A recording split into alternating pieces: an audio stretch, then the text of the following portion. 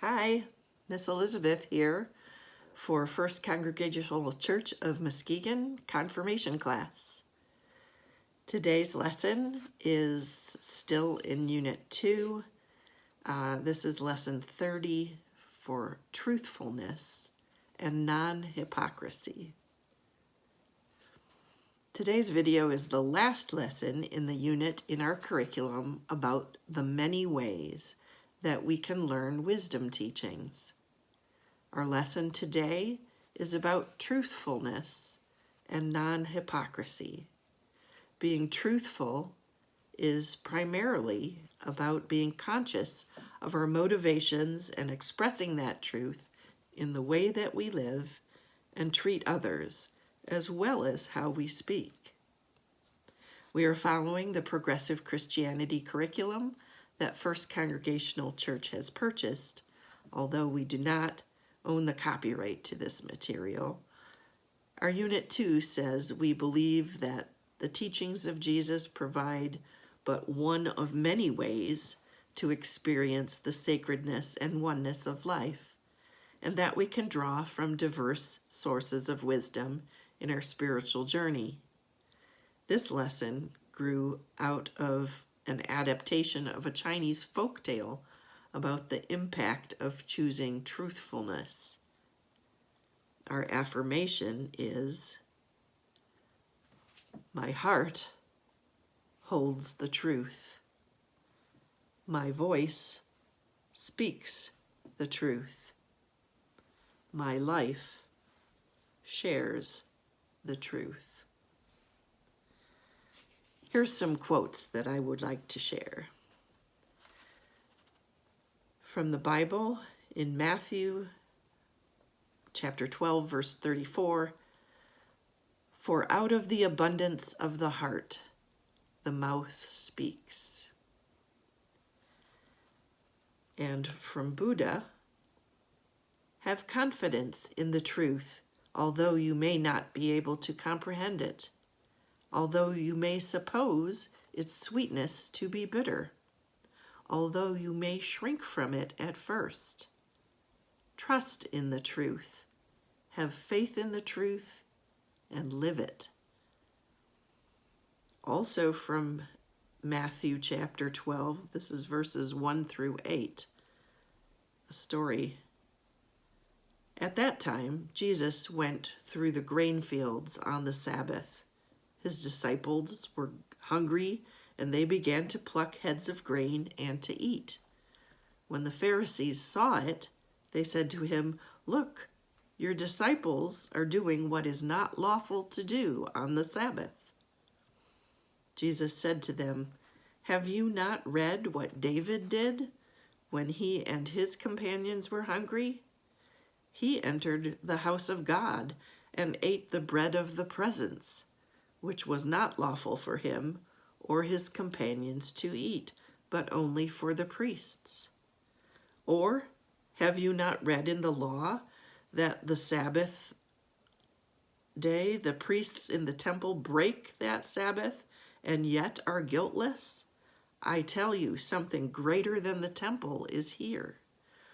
But if you had known what this means, 'I desire mercy and not sacrifice,' you would not have condemned the guiltless. For the Son of Man is Lord of the Sabbath." Another quote, this one from Henry David Thoreau, is, "The only way to tell the truth is to speak with kindness. Only the words of a loving man can be heard." And finally from Ephesians chapter 4, verse 25, "So then, putting away all falsehood, let us all speak the truth to our neighbors, for we are members of one another." Truthfulness doesn't just mean saying only true, factual things and always being honest about our feelings. It's just as important, if not more important, to be true to ourselves about what motivates us in our desires, feelings, and actions, if we are not connected to who we are deep inside, to what is driving us to speak and act the way we do, we are not able to really be truthful. Being aware of our inner truth allows us to tap into the flow of God's love that runs through us all. Being truthful is ultimately being who and what we really are as spiritual beings. We all have a need to be seen, to feel validated. Yet, not all points of view are valid, building us up, or helpful. Is it moralizing, or is it mercy? Sacrifice or spirit-led? Laws or love?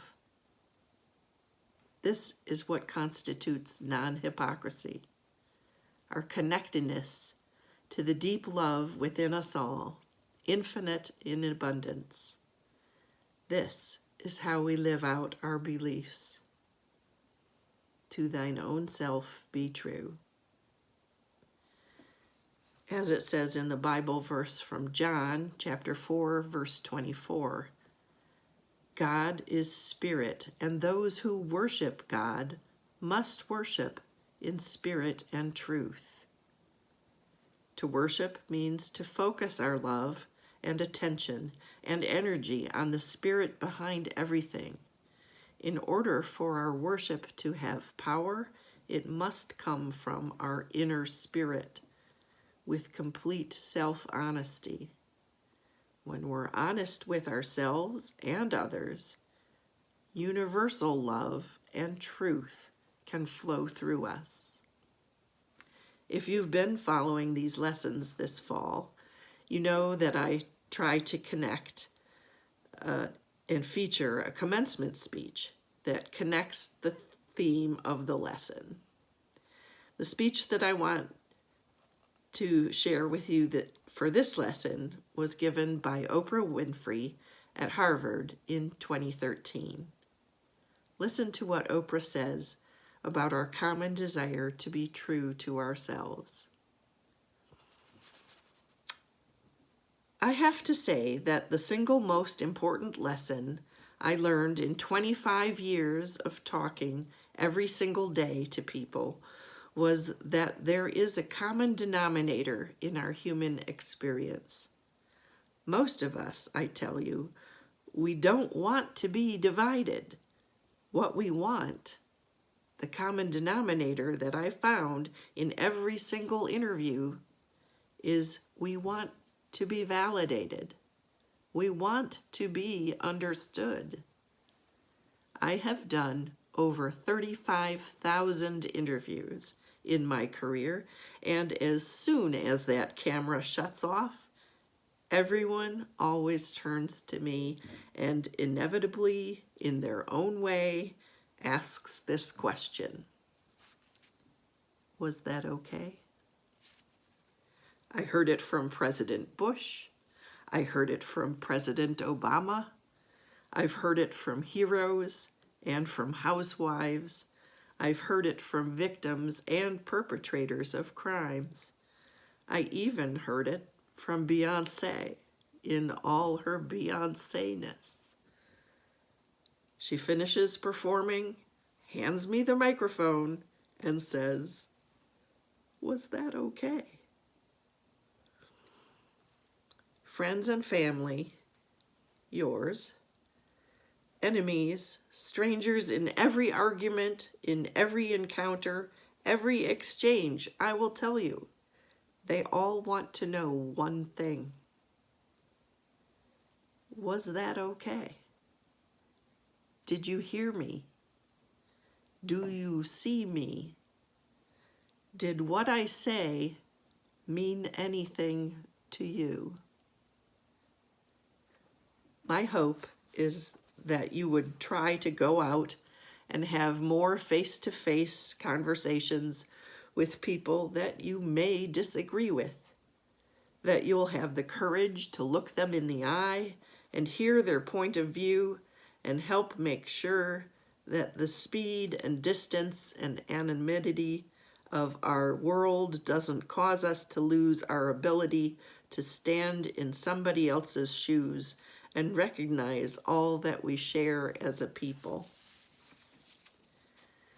So whether you call it soul or spirit or higher self, intelligence, there is, and I know this, there is a light inside you, each of us, all of us, that illuminates your very human beingness if you let it. I know that you all might have a little anxiety now and hesitation about leaving the comfort of college, but no matter what challenges or setbacks or disappointments you may encounter along the way, you will find true success and happiness if you have only one goal. There really is only one, and that is this: to fulfill the highest, most truthful expression of yourself as a human being. You want to max out your humanity by using your energy to lift yourself up, your family, and the people around you. From time to time, you may stumble, fall, and you will for sure count on this. No doubt you will have questions and you will have doubts about your path, but I know this: if you're willing to listen to, be guided by that still small voice that is the GPS within yourself, to find out what makes you come alive, you will be more than okay. You will be happy. You will be successful, and you will make a difference in the world. Was that okay? Inspired to watch the entire Oprah Winfrey 2013 Harvard Commencement Speech? It's about 30 minutes long and full of encouragement and empowerment. I will put a link to the YouTube video in the description section for this video. I hope you'll watch us again, and thanks for joining us. See you next time.